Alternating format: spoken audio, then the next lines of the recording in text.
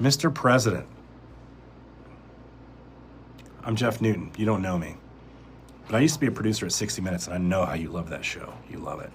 I also used to be senior producer at National Geographic Television and a senior producer at Vice on HBO. And I heard today you had this great idea to shut down the, whatever it's called, center. I'm not sure anymore what it's called. Shut it down for 2 years of renovations. I mean, everybody's canceling their acts there anyways right now, right? So, I mean, it's completely empty. So, perfect time to pump another $200 million into it, because with a $38.5 trillion national debt and counting, there's no better time to spruce the place up. I'm sure you have private donors to pick up the tab, though, right? You know what Americans love? They love it when you name things after yourself, especially on buildings meant to memorialize others. You want to talk class.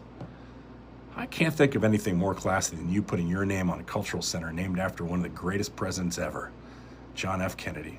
Big swing, big swing.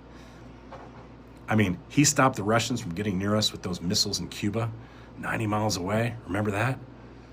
You stopped the Russians from taking over Greenland? Maybe? Okay, wait. You stopped the Russians from defeating Ukraine. No, you didn't do that yet. You said you were going to do that in a day, but I mean, you know, you'll get to it. You'll get to it. I mean, it's still kind of, he had the Russian thing, you had the Russian thing. Sorry. 8 wars. You stopped 8 wars. You stopped 8 wars. And you even got somebody to give you the Nobel Prize for it. He didn't even try that one. Slick move. And that assassination thing, right? Kennedy took one for Team USA. They flooded the streets with tears when he died. The funeral procession was massive. Remember? There's even an eternal flame at his gravesite. And you, well, okay, you scratched your ear. But it's pretty close to immortality. You know what I mean? They would have cried. Like a lot. I'm sure of it.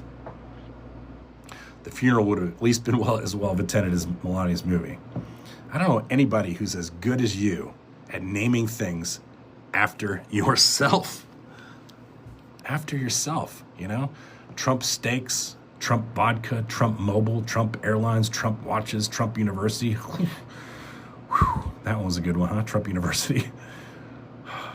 You are great at naming things. While you're still alive even. Bold move. Shows a ton of confidence, not insecure at all.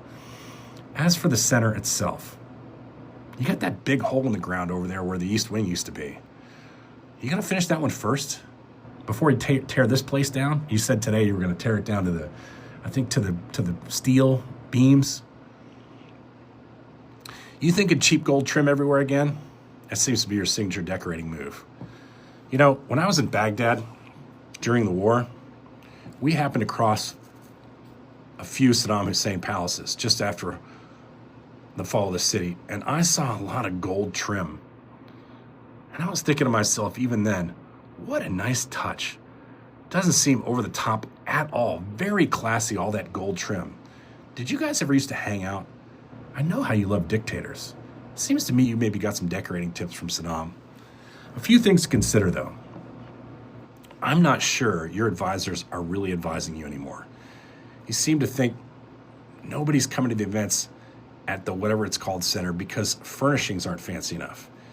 It also isn't because the seats aren't comfy enough or because there aren't hamburgers on offer between the intermission of the Washington Ballet, because those aren't the reasons, you know. It's because the acts are leaving. They're leaving.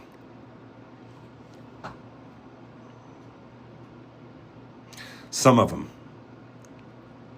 Here's a list. That Glass guy, he's out. He refused to participate recently.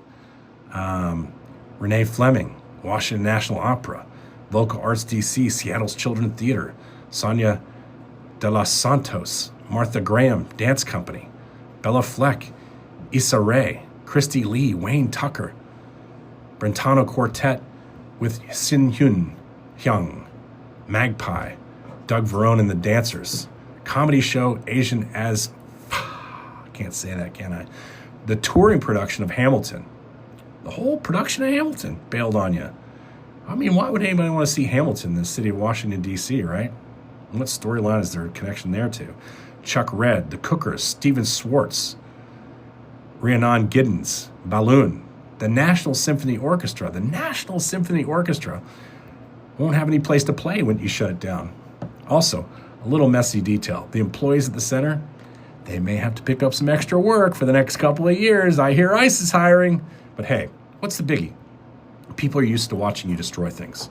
I mean, you used to have a children's cancer charity, and there was so much fraud, they made you shut it down forever. Damn libtards always trying to do the Dudley do-right thing. Also, I know this is set to impact a few plays already on the schedule for July 4th. No, not Hamilton. They've decided to pass on this for the next 3 years at least, for some strange reason. It isn't you, I promise. It's the state of the upholstery and the box seats, I'm told. Okay, looks like now we'll miss all those other cool plays you, as chairman of the board, have us booked for. Back to the Future, the theatrical production, without Michael J. Fox. That should be pretty exciting. And Mrs. Doubtfire, without Robin Williams, because he's not here anymore. Those would have been real doozies, though. You know, people really would have loved to see those things. How did your newly appointed board of directors manage to land such classy shows? Seriously. Anyway, take time on the renovations. Why rush it all? Why do it in 2 years? 3 years sounds better, doesn't it? Huh? When you eventually do these renovations, I think you should come back strong with a newly commissioned play. Something like Welcome to Epstein Island. Huh? You could executive produce and direct that. Executive producer Donald J. Trump. Doesn't that sound good? Music by Kid Rock and Lee Greenwood? Written by that guy who wrote your autobiography for you? Right? Attorney General Pam Bondi, without any law degree at that point, she could come play herself. Everybody loves a blonde with sass. FBI Director Kash Patel, which nobody will be needing his expertise in law enforcement at that point. He could do the same, right? Forget that he'd be another one of those off-the-record DEI hires of yours. Your base will be used to it by then. All that hypocrisy, right? They'll be used to it. Kash, he'll need a job, you know, if he can avoid the jail time. For lying to Congress about the Epstein files, you remember that? Melania, fresh off of that big success she has from her movie, Melania. Man, you guys love to name shit after yourself. She could jump in for a part where she would be, I don't know, what would she be doing in a movie, Epstein Islands? Well, we can leave those scenes to the writers. I bet Welcome to Epstein Island would sell out in no time, just like your administration's done. Keep your eye on the prize, Mr. President. Maybe that Emmy that's been eluding you for all these years for that show, The Apprentice, it's closer than you think. Thanks, Misfits. Get a paid subscription on Substack if you want to support all the love that we have for the Trump administration. Just go there, find From the Writer's Cabin and sign up. $8 a month, or you can save yourself $16 a year and get 2 months free for only $80 annually. This cabin doesn't heat itself, and, you know, Georgie's running low on kibbles about now. Thanks, guys.